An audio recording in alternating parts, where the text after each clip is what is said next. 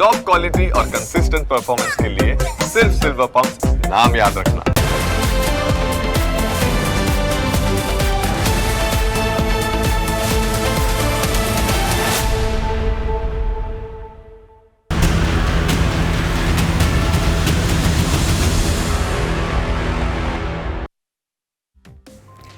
અમદાવાદના પૂર્વ વિસ્તારમાં સૌથી ઝડપથી વિકસતો વિસ્તાર એટલે નિકોલ. નિકોલમાં ઊંચી બિલ્ડિંગ્સનો વિકાસ તો ખૂબ થયો છે, પરંતુ અહીં પ્રાથમિક જરૂરિયાતો પર કોઈ ધ્યાન આપવામાં ન આવતા હવે ધારાસભ્ય અને કોર્પોરેટર્સનું લોકોની વચ્ચે જવું મુશ્કેલ બની ગયું છે. 5 વર્ષ સુધી તો અહીંના કોર્પોરેટર્સે લોકોની સમસ્યાઓ જાણવાનો પ્રયાસ કર્યો નથી, પણ હવે જ્યારે ચૂંટણી નજીક આવવાની છે ત્યારે અચાનક તેમનો અંતરઆત્મા જાગ્યો અને તેઓ લોકોની સમસ્યાઓ જાણવા માટે લોકોની વચ્ચે પહોંચ્યા.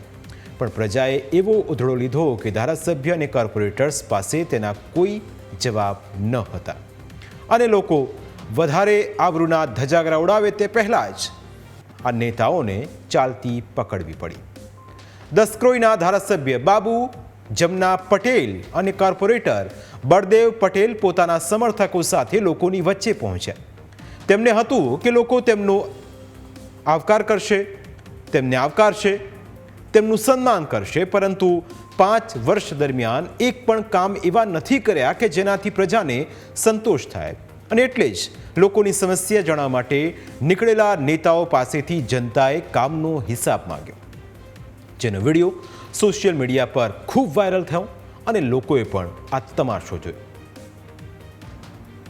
આપણા વોર્ડમાં કોર્પોરેટર કેટલા હોય? 4 બરોબર.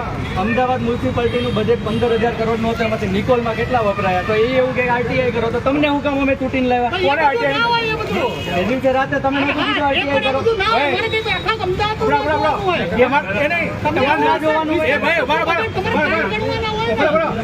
જો તમે ગણાવો કેટલા કરોડના કામ થયા? 15,000 કરોડમાંથી નિકોલ તમને ગણાવું. જો 8 કરોડની લેબોરેટરી બનાવી, લાઇબ્રેરી જોઈ આવો, ફોટો જોઈએ છે અર્બન સેન્ટરની બાજુ. અમે તો હવે ઉઠા થઈ ગયા. 8 કરોડની લેબોરેટરી, 8 કરોડની લેબોરેટરી, લાઇબ્રેરી બતાવો. ભાઈ રાતના ટાઈમે તમે શું કર્યું? મને 12 વાગે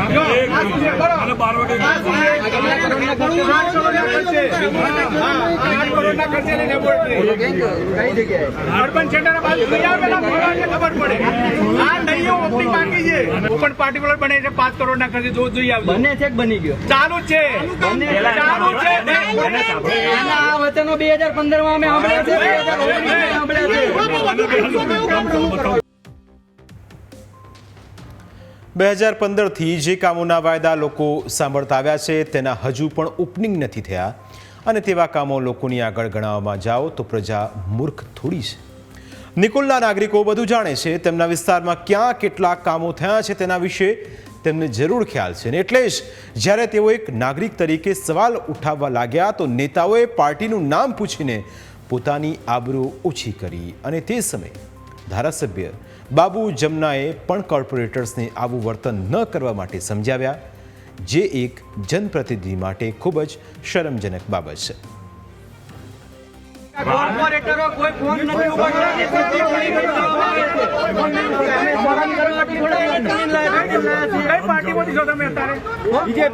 અત્યારે હું આ એરિયામાં અમે કોઈ પાર્ટીનો માણસ એટલે વાત નહીં કરવાની.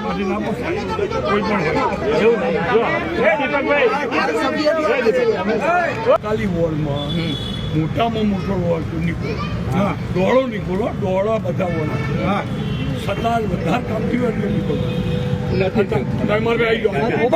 બાબુ કાકા, નિકોલમાં સ્મશાન ક્યાં છે? જવા દો, જવાબ નથી દેવો એટલે સ્મશાન ક્યાં છે? નિકોલમાં સ્મશાન ક્યાં છે? સ્મશાન ક્યાં છે? સ્મશાન નિકોલમાં. વોટ માંગવા આવશો ત્યારે અમે એવું જ કહ્યું છે. અત્યારે વોટ માંગવા જાય છો 4 મહિના પછી ઇલેક્શન.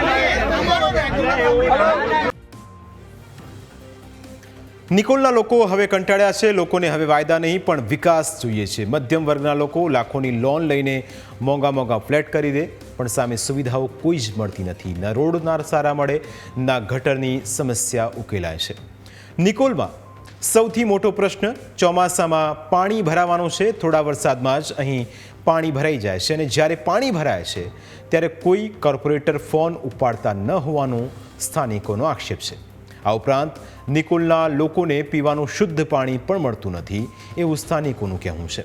આ ઉપરાંત ચોમાસા દરમિયાન અહીં ગટર ઉભરાવાની સમસ્યા ખૂબ જ વિકટ બની જાય છે અને તેના કારણે લોકોને ભારે મુશ્કેલીનો સામનો કરવો પડે છે.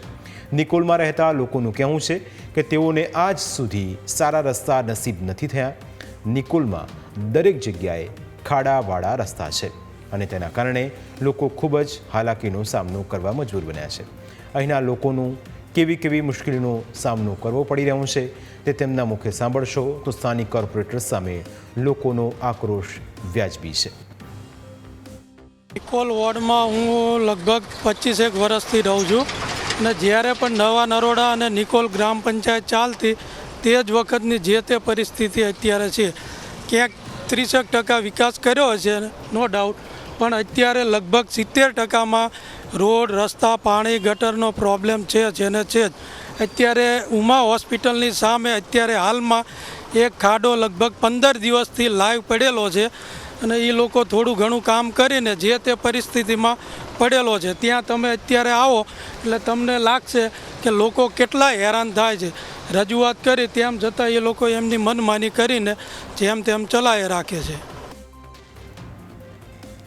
ચૂંટણી આવે ત્યારે અહીંના કોર્પોરેટર અને ધારાસભ્ય લોકોને મોટા વાયદા કરે છે, દરેક સમસ્યાઓનો ઉકેલ લાવવાના દાવા કરે છે, પરંતુ ચૂંટણી પૂરી થયા પછી તેઓ 5 વર્ષ સુધી કામ જ નથી કરતા. આ અમે નહીં પણ ખુદ નિકોલના નાગરિકો કહી રહ્યા છે. આ માટે તો આ લોકો વારંવાર કહેતા આવે છે કે અમે કરીશું પણ કંઈ કરતા જ છે નહીં. એના માટે અમે ટાઈમ ત્રાસી ગયા છે. હવે લોકો કંટાળી ગયા છે. અમારા લોકોને ટેક્સ આપવાનું શું કરવાનું એ તો બધું અમે કરીએ જ છે, તોય આ લોકો સાંભળતા નથી. અહીંયાના કોર્પોરેટરો કોઈ વાત સાંભળતા નથી. નિકોલના લોકોનો આક્ષેપ છે કે અત્યારે જે કામો કોર્પોરેટર અને ધારાસભ્ય ગણાવી રહ્યા છે તે વર્ષો જૂની માંગ હતી. અત્યારના સમય પ્રમાણે કોઈ પ્રકારની સુવિધા ઉપલબ્ધ નથી અને તેના કારણે લોકો હવે રોષ ઠાલવી રહ્યા છે. લોકો કોર્પોરેટર્સ પર ભ્રષ્ટાચારના આક્ષેપ પણ લગાવી રહ્યા છે. અરે પ્રજાએ આ લોકોને ઓરિજિનલ પ્રશ્નો પૂછી લીધા છે કે ભાઈ તમને શું થયું, 15,000 કરોડ રૂપિયાનું અમદાવાદ શહેરનું બજેટ તમે ક્યાં વાપર્યું? આ લોકો એવું કહે છે કે મેં આ કર્યું તે કર્યું, પણ ભાઈ કર્યું ક્યારે? તમે નથી કર્યું. આ તો તમારી કરતાં પહેલાંના કોર્પોરેટરોએ અને સરપંચોએ આ માગણીઓ કરી છે. આજની તારીખમાં તમે કેટલાય રોડ, રસ્તા, ગટર બધું ખાઈ ગયા છો. જમીનની નીચે, જમીનની ઉપર શું આયોજિત ભ્રષ્ટાચાર કર્યો છે? પ્રજા આજે બધું જોઈ રહી છે. પ્રજા આજે ત્રાહિમામ છે અને આવનારા દિવસોમાં 100% પ્રજાનો જવાબ આપશે. લોકોનો આક્ષેપ છે કે ઊંચી ગાડીઓમાંથી પસાર થતા લોકોને ખાડા નથી નડતા, પણ અમારા જેવી સામાન્ય પ્રજાના કમરના મણકા ખસી જાય છે. વૃદ્ધ રાહદારીઓ ચાલતા પડી જાય છે કારણ કે તમે ભ્રષ્ટાચાર આચરીને રોડના નામે ફક્ત કાંકરા પાથર્યા છે. અને એટલે જ લોકો કહી રહ્યા છે કે કામ ન કરે તો પણ એક જનપ્રતિનિધિ તરીકે કોર્પોરેટરમાં થોડો વિવેક તો હોવો જોઈએ, પણ અહીંના કોર્પોરેટર્સને તો ના કોઈ શરમ છે ન કોઈ વિવેક. કોર્પોરેટરનું વર્તન છે આ પ્રથમવાર નથી. એ કોર્પોરેટર બીજી ટર્મથી ચૂંટાય છે અને આગલી વખતે તો એને ઘેરે જઈને પબ્લિકે એના ઉપર હાથ ચાલાકી કરી હતી. ક્યારે કરે કે જે પ્રજાને સંતોષકારક જવાબ ન આપે ત્યારે.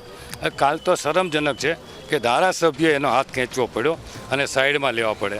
આ પબ્લિકને માટે બહુ શરમજનક વાત છે. કોર્પોરેટર સેવાના કાર્ય માટે હોવા જોઈએ. એની જગ્યાએ પ્રજાને સવાલ પૂછે છે તો પ્રજા સામે રોષથી આવે છે. એ વસ્તુ વ્યાજબી નથી. બીજી તરફ નિકોલના કોર્પોરેટરે વિકાસના કાર્યો થતા હોવાનો દાવો કર્યો. તેમણે પોતાની કામગીરીને યોગ્ય ઠેરવી અને દાવો કર્યો કે ઇરાદાપૂર્વક વિડીયો ઉતારીને વાયરલ કરવામાં આવ્યો છે. પહેલાં સ્ટેન્ડિંગ કમિટીની અંદર 32 કરોડનું જિમ્નેશિયમ, લાઇબ્રેરી અને મિની સ્પોર્ટ ગ્રાઉન્ડનું કામ બી મંજૂર થયું છે. આ બધા જ કામો એમની સામે મેં મારા મોબાઈલની અંદર તમે વિડીયો સારી રીતે જોતા છો. મેં એમને કામ ઘણી બતાવે છે, પરંતુ એમને કોઈ વિકાસનું કામનું કોઈ વાત સાંભળવી નહોતી. માત્ર એક વિડીયો એક સસ્તી પ્રસિદ્ધિ મેળવી હતી, એટલે અમારી વાત સાંભળવા લોકો તૈયાર ન હતા. તો છતાં અમે અમારી વિકાસની વાત એમની સામે મૂકી હતી. અમદાવાદમાં ફક્ત નિકોલ જ નહીં પણ બીજા ઘણા બધા વિસ્તારો એવા છે જ્યાં પુષ્કળ સમસ્યાઓ છે અને તેના કારણે પ્રજા પણ ખૂબ જ મુશ્કેલીનો સામનો કરી રહી છે. હવે લોકો હિસાબ માગે છે કારણ કે ભ્રષ્ટ તંત્રના કારણે ચારે બાજુ હવે ખાડાવાળો અને ઉભરાતી ગટરોનો જ વિકાસ જોવા મળી રહ્યો છે. અમારી વિશેષ રજૂઆતમાં સમય થયો છે બ્રેકનો. બ્રેક બાદ અન્ય મુદ્દા વિશે વાત.